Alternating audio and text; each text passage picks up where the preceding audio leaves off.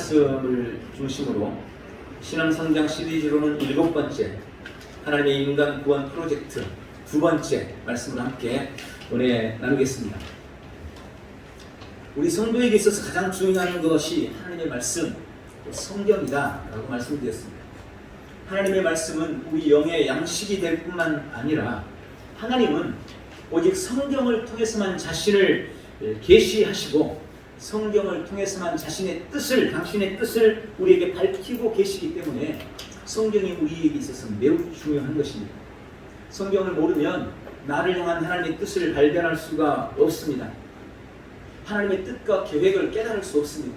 어떻게 살아가는 것이 승리하는 인생인지 알 길이 없습니다. 오직 하나님이 말씀을 통해서만 우리에게 말씀하시기 때문에 그렇습니다. 그런데 이 성경을 우리가 바르게 이해하지 못하는 경향들이 많이 있습니다.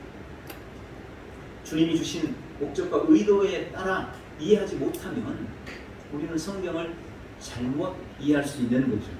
그래서 성경 전체의 맥을 이해하고 성경의 흐름을 이해하고 성경이 우리에게 무엇을 말씀하시고자 하시는지를 바르게 깨닫는 것은 매우 중요합니다. 그래서 지난주부터 어떻게 우리가 성경을 바르게 이해하고 깨달을 수 있을 것인가, 그에 대한 몇 가지 중요한 단서들을 지금 말씀을 드리고 있습니다.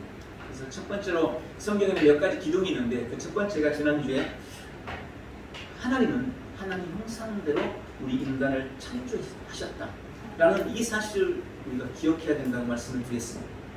하나님이 하나님 형상대로 우리를 만드셨다는 의미는 인간을 영적 존재로 지었다는 의미입니다. 또 하나님 형상대로 만들었다는 것은 그에 따르는 권세와 복을 우리에게 주셨다고 말씀을 드렸습니다. 그리고 하나님은 그렇게 만드신 인생을 보시고, 아니 모든 것을 보시고 보시기에 심히 좋았다라고 말씀하셨습니다. 여기 이 보시기에 심히 좋았다라는 말씀의 의미는 조금도 부족함이 없었다, 모든 것이 완벽했다라는 그런 의미라고 말씀을 드렸습니다. 그런데 하나님이 우리를 위해서 예비하신 그 놀라운 은혜와 은총을 우리가 삶에 대해서 온전히 누리기 위해서 하나님께서는 단 한 가지 조건을 우리에게 거셨습니다. 한 가지 조건이 있다고 했습니다. 그것이 뭐냐? 바로 선악과였습니다. 하나님은 선악과를 만드시고 너희는 그것을 따먹지 마라. 그러면 반드시 죽을 것이다. 그것을 따먹지 않는 것이 너희가 에덴 동산에 하나님께서 만드신 모든 것을 누리는 유일한 조건이다 라고 말씀하셨다는 거예요. 자칫 어떤 사람들은 아니 그럼 하나님이 선악과를 안 만드셨으면 인간이 죄를 범하지 않았을 텐데 왜 선악과를 만들어 가지고 우리에게 죄를 짓게 하셨는가? 결국 아담과 하와가 타락하고 인간이 범죄한 것은 하나님의 탓이 아닌가? 라고 생각할 수 있다고 말씀을 드렸죠. 그러나 그건 큰 착각입니다. 도리어 하나님은 선악과를 통해서 우리에게 참 자유를 주시는 것이다 라고 말씀을 드렸습니다. 여러분, 선택할 수 없다면 그것은 로봇에 불과합니다. 자유라는 것은 선택의 권리가 있다는 것입니다.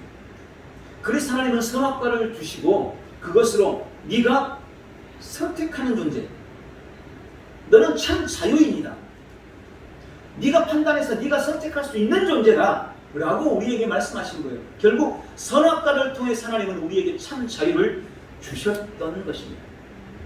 그러나 아담과 하와는 선악과를 따먹고 말죠. 그래서 두 번째로 인간은 사탄의 속임수로 말미암아 죄를 짓고 타락했다. 이 사실을 우리가 깨달아야 한다는 겁니다. 언제나 문제는 하나님의 말씀을 명확하게 알지 못한 데서 찾아옵니다. 그래서 사탄은 아담에 비해 아담보다 하나님의 말씀을 명확하게 알지 못했던 하와를 찾아 그를 결국 유혹하게 됐습니다. 하와가 범죄하고 그것을 또 아담에게도 주므로 아담도 함께 범죄하고 타락하고 나락했다는 거죠. 하나님의 말씀에 불순종한 인생, 그 불순종의 결과를 세 가지로 말씀을 드렸습니다. 첫 번째, 모든 인간이 죄인이 되었다는 것입니다. 그 죄의 결과, 그 불순종의 결과는 하나님과의 단절이었습니다. 하나님과의 영적 교제가 끊겼습니다. 그들의 영이 죽는 것으로 나타났습니다. 여러분, 영이 죽어버렸어요.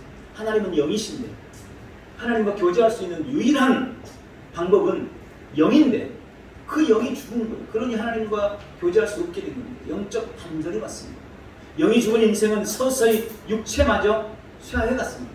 아담은 950살이나 살았지만 그 이후 점점 인생의 수명은 짧아집니다. 그리고 지금 우리는 이제 잘 사는 100년 사는 그런 인생이 되고 마는 거죠. 두 번째로 불순종의 결과는 하나님을 떠나 유리방황하는 존재가 되었다는 것입니다. 하나님과 교통하던 영이 죽었기 때문에 그들은 혼과 육을 따라 살아야만 했고, 그래서 영이 비어버린 혼과 육의 불완전한 인생은 아무리 혼의 것을 채우고 육신의 것을 채워도 결코 만족을 누리지 못하는 끝없는 갈증과 갈망의 삶을 살 수밖에 없게 됩니다. 여러분, 돈만 많으면 행복할 것 같죠? 아니요, 그렇지 않습니다. 제가 장담할 수 있어요. 그러면 우리나라 저기 제일 부자가 누굽니까? 엄청 행복하게요? 아니요, 그러지 못해요. 이번에 또 특사를 겨우 풀려 나왔잖아요. 그건 우리 인생을 끝없이 갈망하게 만드는, 갈증만 더해주는 것뿐이에요. 영적으로 죽은 인생은 하나님으로부터 떠났기 때문에 끊임없이 유리방황하며 갈증을 느끼는 존재가 되고 말았다는 것입니다.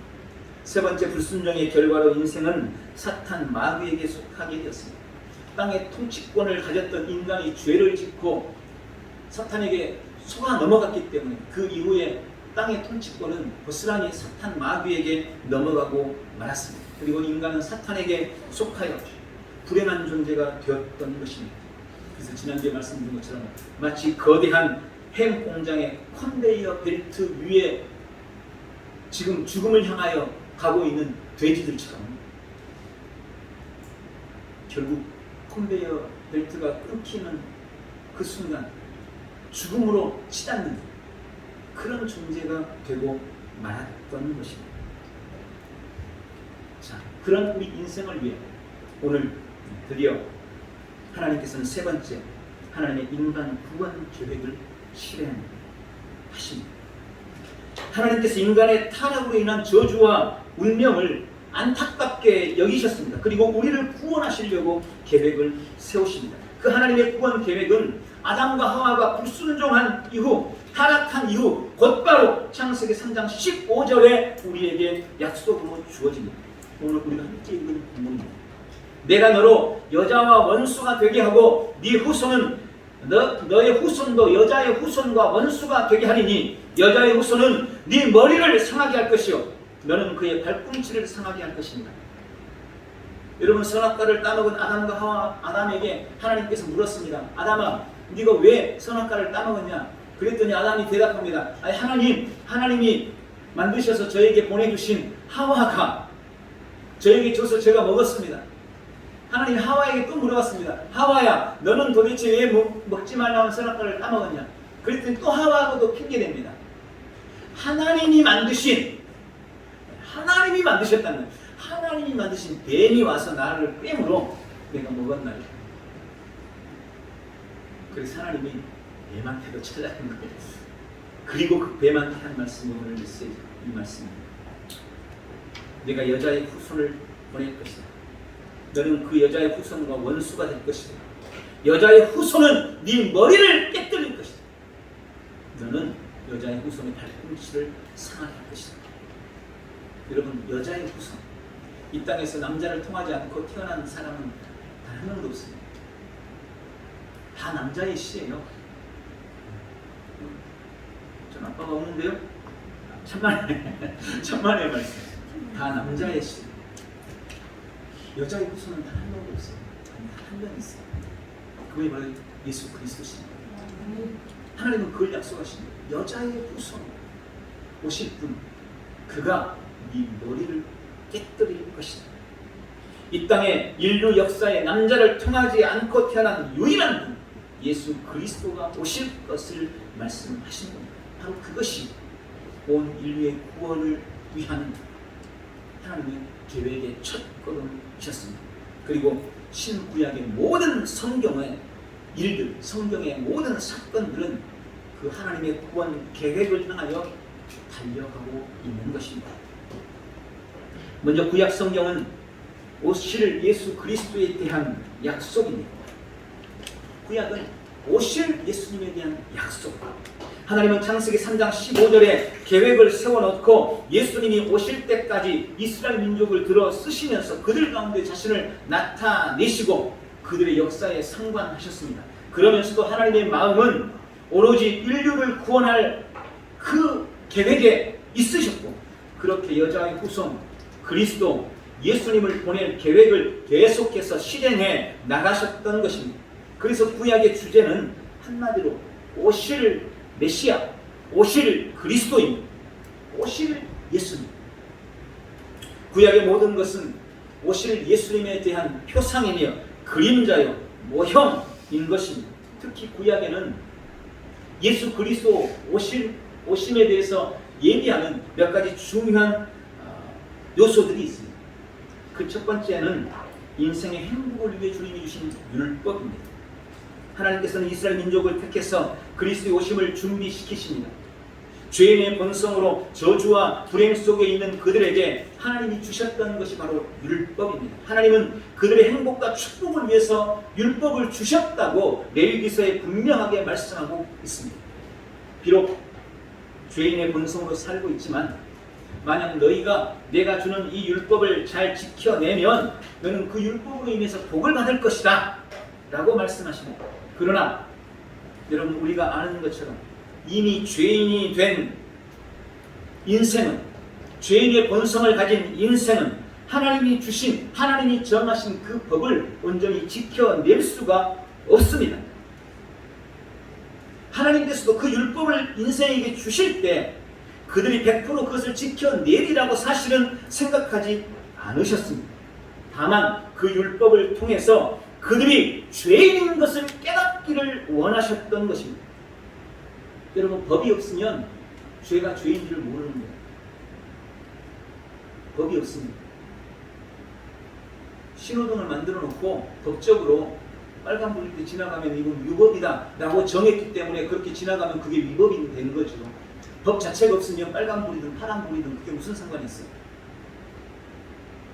하나님 앞에서도 마찬가지인 거죠. 인간이 분명히 죄를 지었는데 법이 없으니까 그게 죄인 줄을 모르는 거예요. 그래서 하나님은 율법을 주셨어요. 그것이 인간의 행복을 위해서 주신 것이라고 말씀하고 있지만 결국 그들은 그 율법을 통해서 내가 죄인이라는 것을 발견하고 깨달아야 했던 것입니다. 그리고 그것을 깨달을 때 하나님께서는 그들에게 또 다른 길을 주십니다. 그것이 바로 제사. 제사를 통해 은혜를 베푸시는 것입니다. 하나님은 구약의 백성들이 율법을 지키지 못하시는 것을 보면서 말씀하십니다. 너희가 죄인인 것을 인정하겠니? 너는 죄인으로서 당연히 죄에 대한 대가를 치러야만 해 라고 말씀하십니다. 그러나 죄에 대한 대가는 죽음입니다. 그런데 그냥 죽어버리면 구원받을 수가 없는 거죠.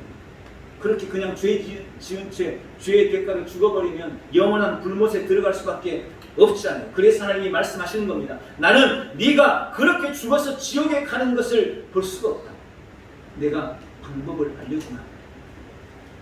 너를 대신해서 네 죄를 대신할 흠 없는 어린 양의 생명과 피로 내가 너의 죄를 대신하고 너를 살려준다.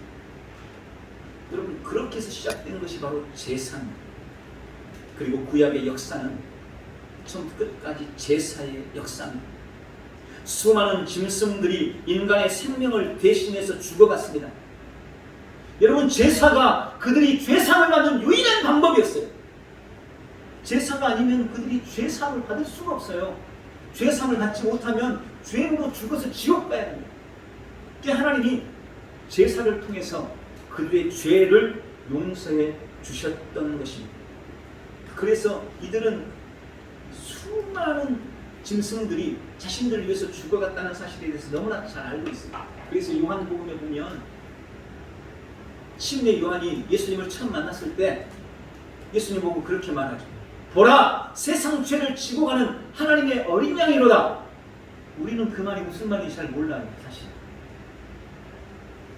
제가 설명해 드렸으니까 여러분 알겠죠. 그동안 설교 듣고 말씀 봤으니까 그게 무슨 말인지 알겠죠. 그런데 이스라엘은 그 말의 의미를 너무나 잘 압니다. 아니 저분이 나를 대신해서 죽어줄 어린 양이라고? 세상 죄를 짊어질 하나님의 어린 양이라는 이 의미를 이스라엘은 너무나 잘 압니다. 침례 요한은 예수님을 보고 바로 그분이, 바로 저분이, 바로 그 예수님이 세상의 모든 죄를 짊어질 하나님의 양이구나, 흠없는 하나님의 어린 양이구나, 이걸 알아봅니다.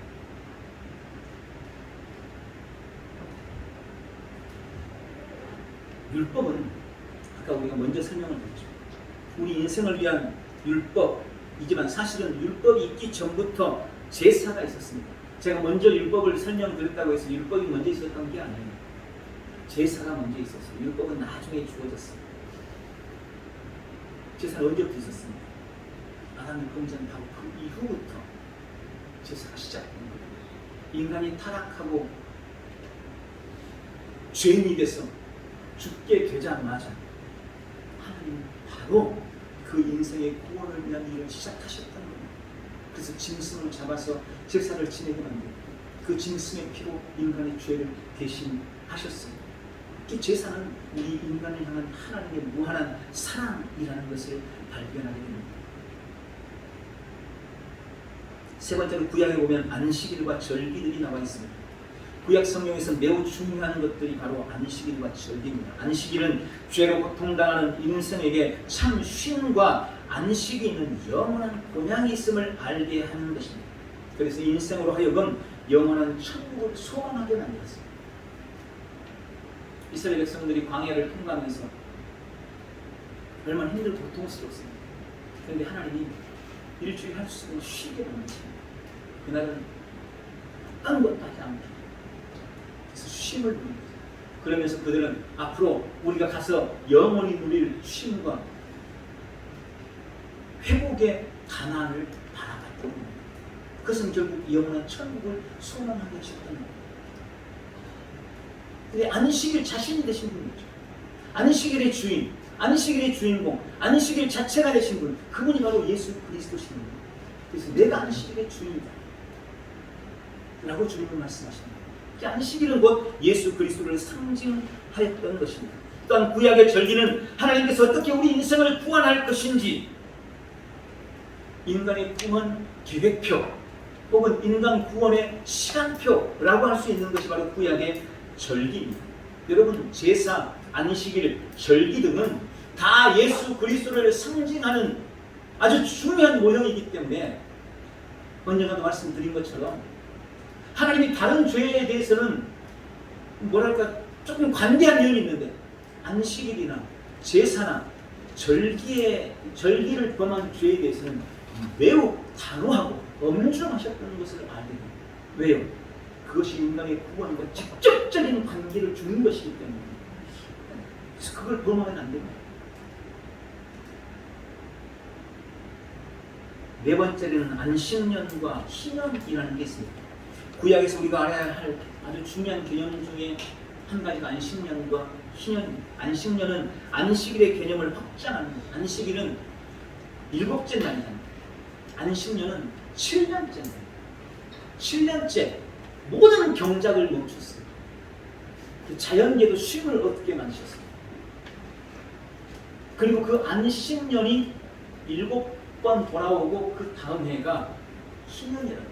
77에 49 그리고 그 다음 해니까 50년째가 희년입니다. 구약의 이 희년은 매우 중요합니다. 50년마다 돌아오는 희년. 그래서 어떤 사람, 보통의 사람들은 평생에 한 번 희년을 맞이하는 거죠. 물론 어떤 사람은 2번 맞이할 수도 있어요. 태어나가지고 얼마 안 됐는데 희년이었어요. 50년 뒤는 한 60살 되면 또 희년이야. 뭐 이럴 수 있겠잖아요. 근데 희년을 뭐 많이 겪은 사람은 두 번, 보통은 한 번. 물론 뭐 그거 안 되고 빨리 가르치면 되겠지만 대부분 한 번의 희년을 경험하게 되어집니다. 이 희년이라는 것은 구약에 있어서 매우 중요한 의미를 갖습니다. 한마디로 희년은 회복과 자유의 선포입니다. 희년이라는 말 의미가 나팔이라는 그런 의미가 있어요. 이 희년에는요, 나팔을 붑니다. 큰 나팔 소리가 나면 아, 이제 희년이 선포된 것이구나. 희년이 선포된 것. 구체적으로 희년에는 세 가지 회복과 자유가 일어나는데, 첫 번째는 노예들이 해방됩니다. 노예에서 해방돼서 자유를 얻어요. 여러분, 노예로 팔려갔다는 것은 남에게 빚을 져서 갚을 수 없으니까 대신 내 몸을 내놓은 거예요. 그래서 열심히 일해서 갚겠다. 이게 노예라는 거죠. 그런데 희년에는 나팔 소리가 나면, 이 희년의 나팔 소리가 나면 모든 노예들이 무조건 자유하게, 무조건 해방됩니다. 희년에는 노예를 무조건 해방한다. 이게 절대 변기할 수 없는 법이에요. 두 번째, 희년에는 토지를 물려줍니다. 이게 무슨 말이냐면 토지가 회복된다는 말이에요. 여러분, 이스라엘은 토지를 사고 팔 수 없습니다. 토지를 각 지파에 나눠줬잖아요. 그런데 이 토지가 사실은 자기 소유가 아닙니다. 하나님 것을 자기들이 경작하고 있는 것 뿐입니다. 토지는 절대 서로 거래를 할 수가 없게 돼 있어요. 우리나라는 부동산 열심히 팔고 사고 엄청나게 올랐지, 이스라엘은 부동산 거래했다가는 큰일 납니다. 이건 그럴 필요가 없어요. 그런데 종종 내가 빚을 줘 갚을 수가 없어요. 그때 토지를 줍니다. 네가 경작해. 경작을 해야 소출이 생기잖아요. 근데 내가 갚을 수가 없으니까 토지를 주는 거예요. 그래서 토지에 소유권이 넘어갑니다. 그래서 주인이 바뀌는가? 그렇진 않아요. 왜요? 50년이 되면 무조건 다시 원래 주인한테로 토지가 돌아가요. 무조건 토지가 원주인에게로 회복이 되어버려요. 희년이 되면. 그러니까 희년 한 5년째 남겨놓고 토지 받으면 손해보겠죠. 결국 다시 주인한테 되돌아가 버릴 거니까. 이게 희년이에요. 무조건 토지 회복이. 세 번째, 희년에는 모든 빚을 탕감받습니다. 1억을 졌든 2억을 졌든 3억을 졌든 1000억을 졌든 희년만 돼서 희년 나팔 소리가 나면 모든 빚이 사라져요. 대단하죠? 거기가 살았으면 좋겠죠. 우리나라에 희년이 좀 있었으면 좋겠죠. 우리 빚이 그냥 다 사라지던데. 누가복음 4장에 예수님이 공생애를 시작하시면서 나사렛의 한 회당에 들어가셨습니다. 그때 누군가가 회당에 들어오신 예수님을 보고 이사야서를 갖다 줘요. 이사야서. 성경 이사야서를 갖다 줍니다. 예수님이 이사야서를 보면서 이렇게 뒤져요. 그러다가 이사야서 61장을 펴서 그것을 읽으셨습니다. 예수님이 읽으신 거예요. 주의 성령이 내게 임하셨으니 이는 가난한 자에게 복음을 전하게 하시려고 내게 기름을 부으시고 나를 보내사 포로된 자에게 자유를, 눈먼 자에게 다시 보게 함을 전파하며 눌린 자를 자유롭게 하고 주의 은혜를 전파하게 하려 하시니라 하였다. 그래서 이사야서 61장을 읽으셨습니다. 이 이사야서 61장은 유대인이라면 누구나 잘 알고 있는 바로 메시아가 오셔서 회복할 희년의 선포 말씀입니다. 이사야서 61장은 희년을 선포하는 말씀입니다. 희년이 됐을 때 이 말씀을 읽는 겁니다. 이제 희년이다. 모든 것에 회복과 자유가 일어났다 라고 선언하는 거예요. 이 말씀을 예수님이 딱 읽으신 거예요. 그러고 나자 모든 사람들이 귀를 쫑긋해가지고 예수님 쳐다보니, 그래서 예수님 뭐라고 하시려나. 그때 예수님이 한 말씀 하시죠. 이 글이 오늘 너희에게 응하였느니라. 이 말이 무슨 말이에요? 예수님이 곧 희년이라는 거예요. 예수님이 영적 희년이시라는 거예요. 이제 내가 왔기 때문에 모든 것이 회복될 것이다. 모든 노예에서 자유롭게 될 것이다. 모든 빚이 다 탕감을 받게 될 것이다. 너희가 소유했던 모든 것들도 다시 회복될 것이다. 너희가 잃어버린 모든 것들이 다시 회복되고 새로워질 것이다. 그것이 예수님이 선포하신 이 말씀인 것입니다. 이 말씀은 결국 예수님이 메시아로 왔다는 것을 말씀하십니다. 예수님은 영적 신령으로 이 땅에 오신 것입니다. 그리고 다섯 번째로 구약에 나오는 메시아에 관한 수많은 예언들이 있습니다. 구약의 모든 말씀들은 아까 말씀드린 것처럼 다 메시아에 대한 예언적인 메시지들입니다. 제사는 예수님이 오셔서 이루실 속죄에 대한 예표요, 율법은 인간의 힘과 노력으로는 결코 의를 이룰 수 없고 오직 피와 생명으로만 의로워질 수 있다는 것을 보여주는 것입니다. 안식일과 절기, 안식년과 희년을 통해 예수님이 오셔서 이루실 일들에 대해서 말씀하신 겁니다. 또한 기름 부음을 받아서 기름을 부어서 세운 왕들, 제사장들, 선지자들은 다 메시아 예수 그리스도를 예표하고 예수 그리스도를 상징하는 것입니다. 특히 이사야 선지자는 예수님이 오시기 전에 거의 700년, 800년 더 된 사람이지만 그는 마치 예수님을 본 것처럼 예수님에 대해서 예언했습니다. 이사야서 7장 14절 그러므로 주께서 친히 한 표적을 너희에게 주시리라. 보라, 한 처녀가 임신하여 아들을 낳으리니 그의 이름을 임마누엘이라 하리라. 예수님이 오시기 800년 전에 이사야는 예수님이 어떻게 오실 것을 똑똑히 보고 예언한 거예요. 처녀가 잉태해서 아들을 낳을 것이다. 그분이 임마누엘이다. 임마누엘, 하나님이 너희와 함께 하시는 것이다. 창세기 3장 15절의 약속대로 처녀가 잉태해서 예수 그리스도가 여자의 후손 오실 것에 대해서 말씀드리죠.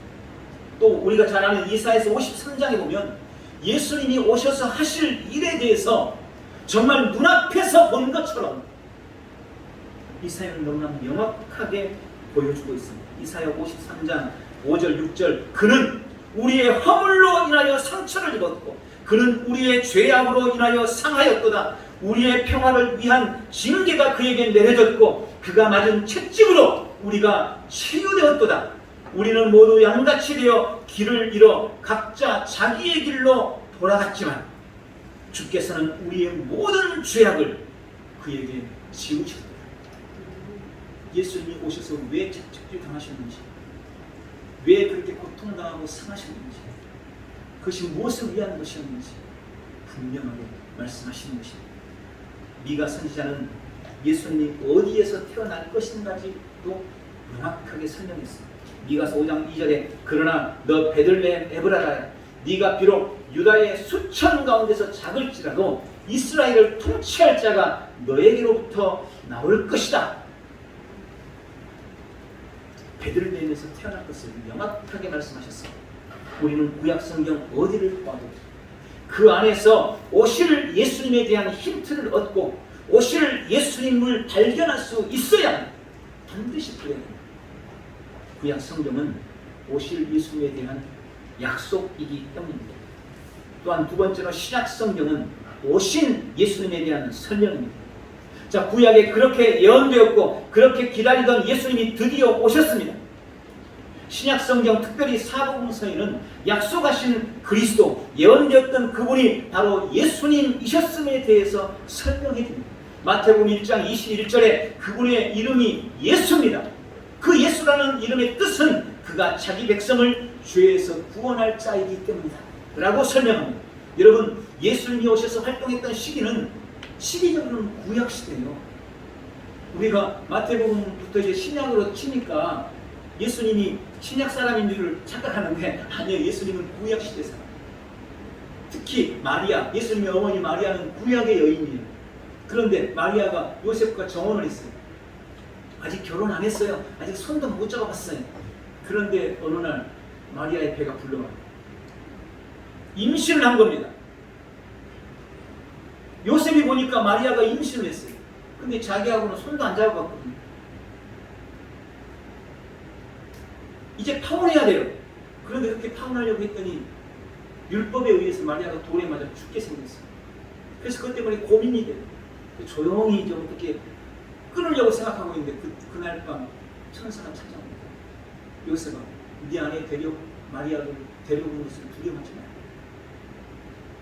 마리아가 잉태된 것은 성경에 예언된 대로 처녀가 잉태의 아들을 낳을 것이요 라고 말씀하신 그 예언대로 성령으로 된 것이다. 남자로 인해서 잉태된 것이 아니다.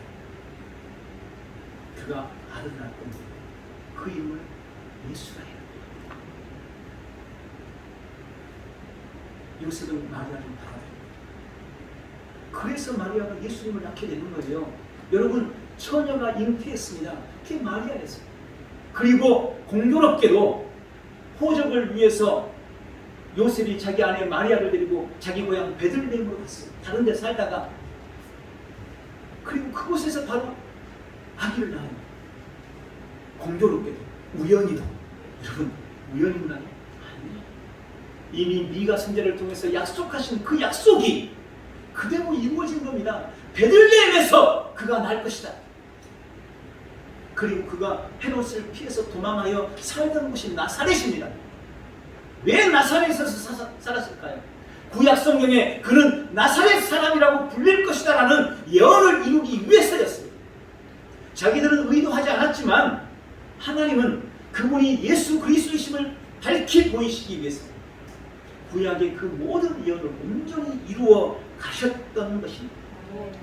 그리고 예수님을 처음 알아봤던 침례 요한은 아까 말씀드린 것처럼 예수님을 보자마자 보라! 세상 죄를 지고 가는 하나님의 어린 양이로다. 그분이 왜 이 땅에 오셨는지 침례 요한은 분명히 봤습니다.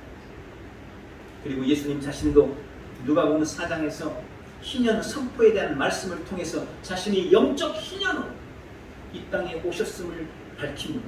마태복음 6장 16절에 베드로는 예수 그리스도를 예수님을 주님이라고 그리스도라고 고백합니다. 주님은 그리스도십니다. 라는 이 고백을 듣고 예수님은 내가 그 고백 위에 내 교회를 세우겠다고 말씀하십니다. 예수님은 가는 곳마다 병든 자를 고치고 귀신을 쫓아내셨습니다. 가는 곳마다 회복과 치유가 임했습니다. 구약에 약속한 메시아로서의 사역을 감당하시는 것입니다. 그리고 죄 없으신 그분은 스스로 하나님의 아들이라고 한다는 그 죄명으로 붙잡혀서 모든 고난과 수치를 당하십니다. 채찍질을 당하고 온갖 수치와 고난을 다 당하셨습니다. 나무에 매달렸습니다.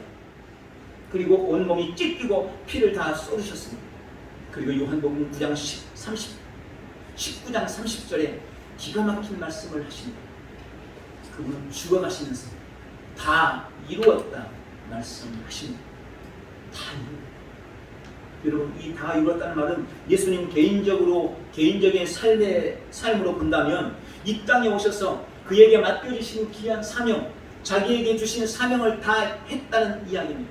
그러나 하나님의 입장에서 본다면 구약 창세기 3장 15절로부터 시작해서 하나님께서 인간의 구원을 위해서 계획하셨던 그 구원 계획, 인간 구원 프로젝트를 다 완성했다는 의미인 것입니다. 구약을 통해서 그리스도로서 해야 할 그 수많은 일들을 다 이루었다는 겁니다. 모든 율법을 완성했고 그렇게 수많은 짐승들이 죽었어도 다 씻을 수 없었던 인생의 모든 죄를 완전히 사하는 완벽한 제사를 드렸다는 것입니다. 안식년을 통해 약속하신 회복과 완전한 쉼이 완성됐고 모든 면에서 회복되고 참 자유를 주는 영적 희년이 완성됐다는 것입니다. 구약의 수많은 제사장들, 선지자, 왕들을 통해서 하나님께서 이루려고 하셨던 그 모든 죄사함과 하나님과의 관계의 회복과 영원한 구원과 승리를 예수님이 십자가를 통해서 다 이루셨다는 것입니다. 참으로 예수님은 십자가로 구약의 모든 예언과 약속을 다 완벽히 완전하게 이루셨습니다. 할렐루야. 오늘 여기서 말씀을 냈습니다. 우리가 하나님이 이루신 구원을 우리의 삶에서 완전히 누리기 위해서는 하나님의 말씀을, 성경을 바르게 이해하고 바르게 깨달아야 합니다. 그래서 지금 내가 성경의 핵심과 성경을 바르게 알기 위해서 중요한 과정들을 말씀을 통해 나누고 있는 겁니다. 여러분, 내가 누군지 명확하게 모르면 하나님이 나에게 주신 은혜와 축복을 절대로 누릴 수가 없어요. 나는 그냥 어쩌다 보니 내가 이렇게 된 게 아니에요. 내가 어쩌다 보니 오늘 교회에 나와서 구원받았다고 이렇게 말하고 있는 게 아닙니다. 이것은 하나님이 인간의 죄를 짓자마자 바로 그때부터 계획하시고 이루셨던 하나님의 완벽한 계획표에 의해서, 구원 프로젝트에 의해서 나는 하나님이 원하시는 가장 완벽한 모습으로, 가장 완전한 모습으로 지금 이 자리에 서 있는 것입니다. 그것을 지금 우리가 발견해 나가기 위해서 이 말씀을 드리고 있는 겁니다. 성경을 바르게 이해하고 바르게 깨달으시기 바랍니다. 주님이 오늘도 우리의 마음의 눈을 밝혀주시기를 예수님의 이름으로 축복합니다. 기도하겠습니다. 사랑의 주님, 오늘은 구약과 신약의 핵심이 무엇인지 말씀을 통해 발견하고 깨달을 수 있도록 은혜 베푸셔서 감사합니다. 그리스도 예수 안에서 거듭나는 내가 누구인지 바르게 발견하고 노력할 수 있도록 주님 오늘도 지혜와 계시의 영을 부어 주시옵소서. 우리의 마음의 눈을 밝혀주셔서 하나님의 사랑의 넓이와 길이와 높이와 깊이가 어떠한 것을 분명히 깨닫고 온전히 우리의 삶의 자리에서 누려나가는 우리 오늘 성도들 다 되도록 축복해 주옵소서. 예수님의 이름으로 기도하옵나이다. 아멘.